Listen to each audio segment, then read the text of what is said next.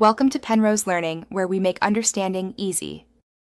You start by confirming you're signed in to the correct Apple ID on the device. Make sure your phone is online and updated, because verification relies on connectivity. Once done, open Settings, tap your name at the top, then choose Password and Security. This is where Apple manages trusted phone numbers. You need the device passcode and access to any listed trusted number to receive a verification code. Have those at hand so you can change the number without interruption. Now you move into the actual change.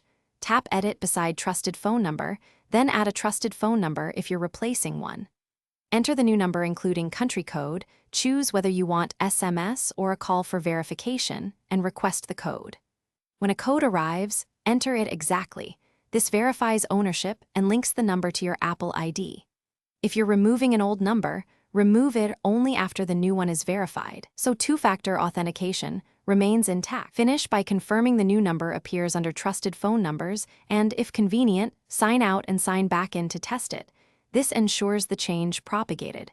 If you don't receive a code, make sure the number has correct country code, cellular service, and no SMS blocks. Then request the code again.